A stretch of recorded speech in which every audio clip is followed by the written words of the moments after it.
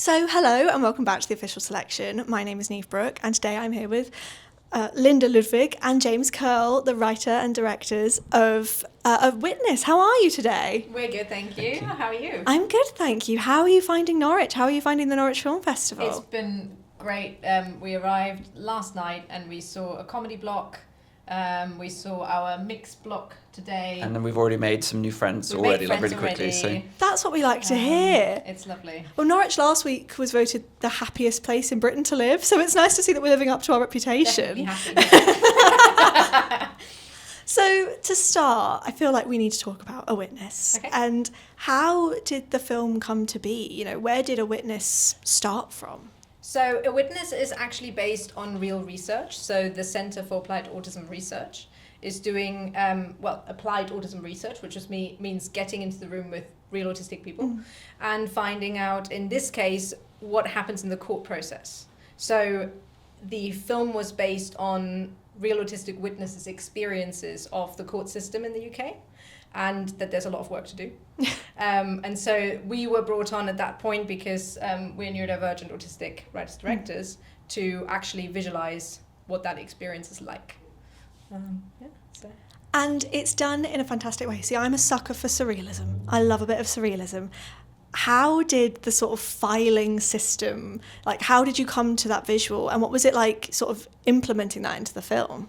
well, again, it was we were given sort of like the research to sort of implement into the film the kind of things that they wanted to highlight, but it was completely down to us to figure out how to execute what kind of narrative we're going to do and how we're going to do it. And it really was just a case of us sitting down and kind of going, if we were to kind of illustrate what it's like to think and how our thoughts work and how that process can be interrupted or overwhelmed, like how would we kind of visualize that? So it was basically just a kind of a filing system being interrupted. And what was actually really nice was when Emily Carey, who's playing the lead in the film, came to set, the first thing they said was, I've always thought of my brain as a filing archive. So yeah, it's obviously like an instinctive thing that just kind of came about. But yeah, it was just really just thinking about like how do our thoughts work, and then how would that be cinematically portrayed, and then it seems to resonate because like Emily said, it was like their experience and other neurodivergent because the crew was mostly neurodivergent as well. So a lot of people sort of commented on the fact that it sort of feels like that.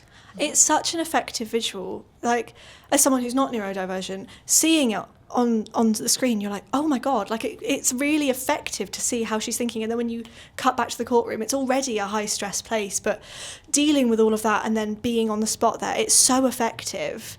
You mentioned that, it's a neurodivergent crew as well. What was it like creating that environment on set and working? Do you... Well, it was actually really funny because if you've seen the screening, you'll know that there was a strobe lights warning, which it didn't occur to us at the time that we would be affected by this filming.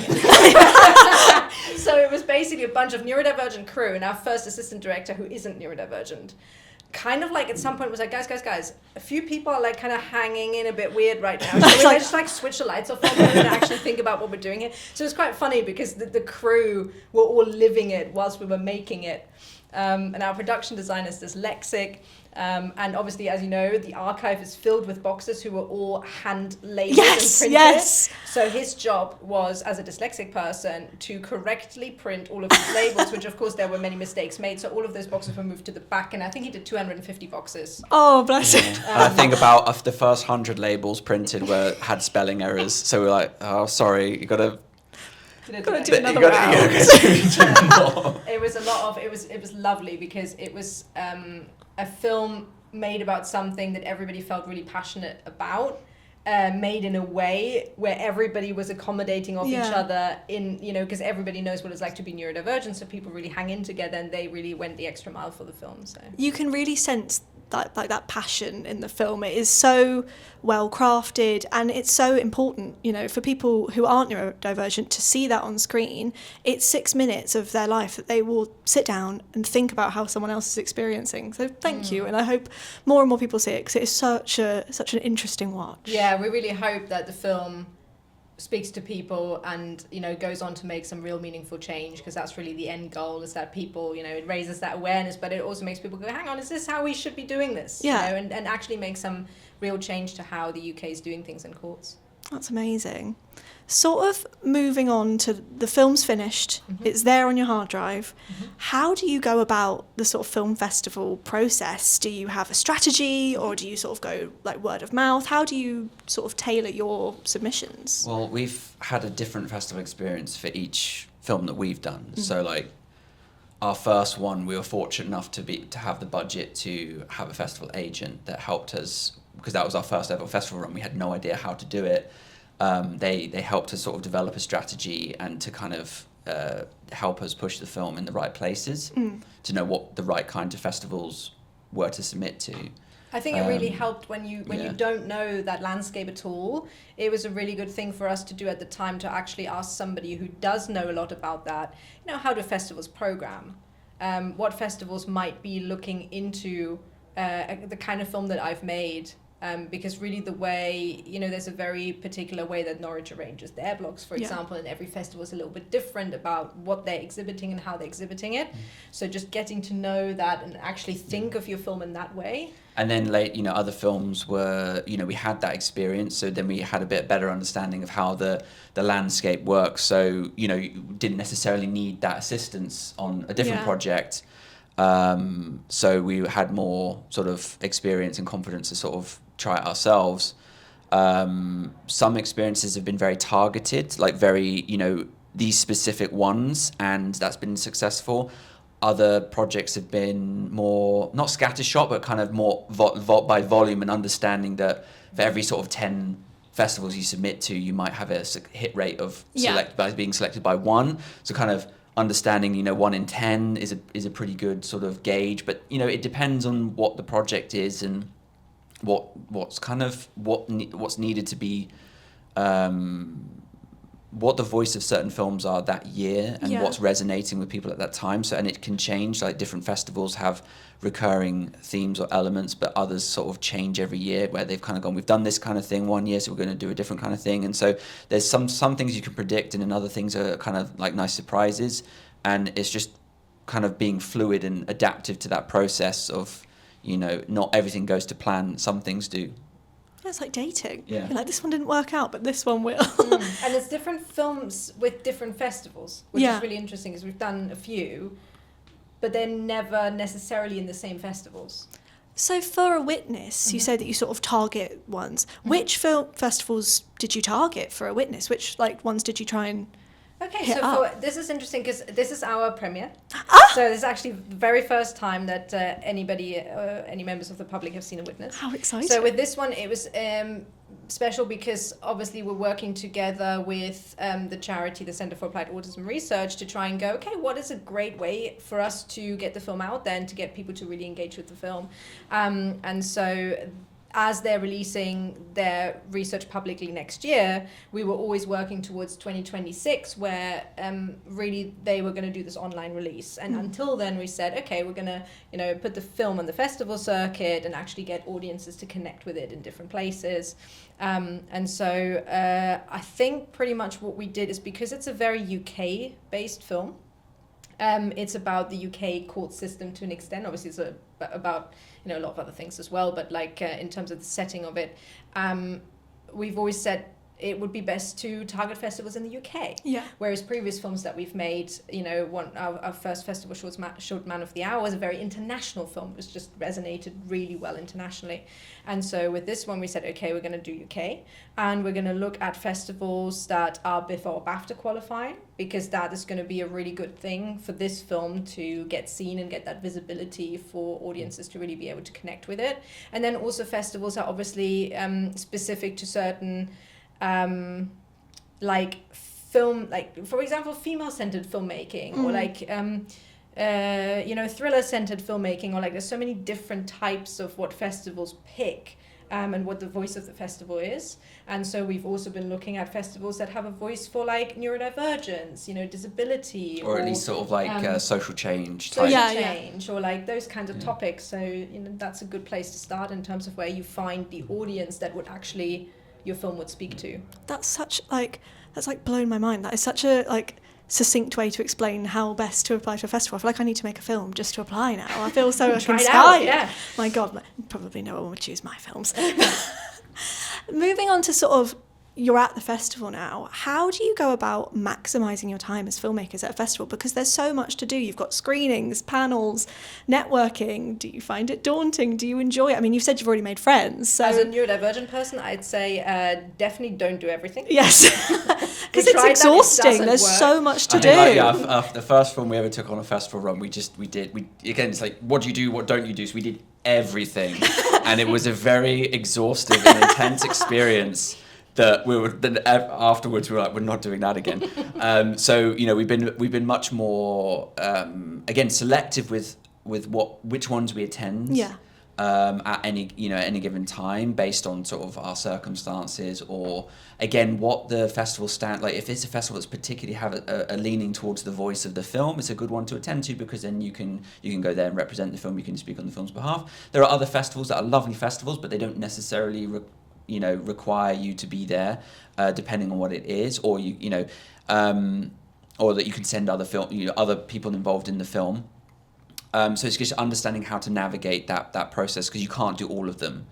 So it's just, again, understanding what that festival is and what it needs from the filmmakers, and then providing that. So, yeah. And I think also with making friends, I think the best thing and the reason why I love going to festivals is because of the peers, because of the people that you get to chat to. Yeah. We've just spent, I don't know, 2-3 hours talking to people we met today after our screening block or their screening block, and talking about, that shot when this person falls off the balcony, how was that, and what was the, is the combination of stunt work or puppet work or all of those things. It's really, you learn a lot just by exchanging, and it becomes this idea of you grow in your experience collectively, because of all of the conversations you have, because every film is so different in the making of. So I think really my favorite experiences have been the one where we get to meet a lot of new filmmakers and really engage and talk about movies. I always feel like people who are film inclined, that you'll always have something to talk about. You'll always talk about, the film that's just come out, or, how you did that. It's always so lovely when you see everyone in little groups after the screenings. I love it. You mentioned that you saw your film. Mm-hmm. What's it like seeing the premiere and being in the room when the film's on the big screen? I mean, it's great because you're seeing it with an audience for the first time, which is what it's designed for. So you're kind of, even though you've seen the film 100 times, up to that point, towards but the it end. is like watching it for the first time, if that makes sense. Yeah. Because you never see a film for the first time properly, because you're always seeing it in stages as it goes through, first cuts and all that kind of stuff. So when you see it on the big screen in its intended way with an audience for the very first time, it is the closest you get to seeing it from the outside and seeing it for the first time. And that's great. And it's great when you can kind of sense how the audience reacts. Hopefully they like it. Yeah. Do you find it hard to pay attention to the big screen, not just staring at the audience the entire time? But you can kind of feel it around. You get a sense of it around you. You can kind of vibe, you can feel the vibe that it's creating. So even though you're focusing on the thing, you're kind of both experiencing that, but also experiencing them, and it's a really rewarding experience, and it's really lovely. Because it's also a very profound emotional experience, I think, too, when a film is something not that you've made, but something that a lot of people made, who were all heading in the same direction to achieve this thing, and so then seeing that thing be shared is a really profound experience, not just for you kind of sharing it with the people in the room and seeing them receive it, but also thinking about all of the people who are on screen right now or behind the camera, making those shots that you remember doing. I feel it's a very profound emotional experience, I think. That's so lovely. Yeah, it's it's your baby. You've worked so hard on it. You said you're watching the cuts 100 times. So yeah, I'm glad you had a good experience yesterday, and I hope with the next films you have an even better one. Speaking of, what's next? What's coming next? Ooh, that's... Is it top secret? It is, yeah. Damn. I tried my best. Exciting things are on the horizon, but we can't talk about it. And then, obviously, with The Witness itself, it's got its planned release next year. So it's actually, again, really nice in that we know what the end stage is. It's like it's already been determined how it's going to be released and in what way. So really the festival experience is like a nice sort of wave that we can ride to that thing. Whereas like other things are more like, this wave, we're riding this wave, but we don't know where it's going to end up. Like, where's it going? It's going to be a wipeout. Yeah. So, but it's always been lovely. It's always been fun. This is just what's unique about this one, is that we know the last stop of the station. Yeah. So. Oh, lovely. Yeah. And I have one final question. If we've got any filmmakers watching who they've just finished their first film, now they're like, what do I do? Do you have your number one top tip for that filmmaker? I'd say... Several things I need to do. Yeah. Here's a list. Okay, you do your thing. Okay, two things. Obviously get your Film Freeway account up to date. Get all your written materials ready and prepped and ready to go. Get all of your like press details ready to go. All your cast and crew like sort of stuff sorted, and then start getting every export you can think of your film ready. MP4, MOV, DCP. Like ProRes 422, ProRes 4444, all this kind of like get everything, H.264, like get it all ready, because you're like, depending on the festival, they have different like deliverables, posters sizes, different file sizes, all that kind of stuff. Just try to hypothesize every single potential version of your stuff that they might need, because you will need like one of everything, and every festival you like submit to, they will need a different thing compared to the last one, and it's always like, oh my god, and there's a deadline, and then so just do it ahead of time, and you just might have the right thing for whatever festival needs at the given time, so you don't have to do it later. And keep it all in folders. Keep that organised. Yes. We don't want Untitled 3. Yeah. Folders. Yeah. Organisation. I think emotionally, just. Know that you're going to get a lot of rejections, and that isn't a bad thing, because if you're thinking that 1 in however many, like 1 in 11 or something, being an amazing hit rate, to just not really stress out about the process and just go, I'm finding my audience for this year in this moment, and to just try and really learn about the festivals as well, reading up about the festivals, seeing what audiences connect with those festivals, and then seeing whether that might match with what you're doing, and just trying to find, thinking of it as like finding friends in terms of what you're doing and overlapping in those interests, and then I think you're gonna have a really good time. Well, thank you both so much for joining us on the official selection, and I hope you enjoy the rest of the festival. Yeah, thank you. I think we're off to the awards. Programming us, yeah. Thank you very much. Thank you.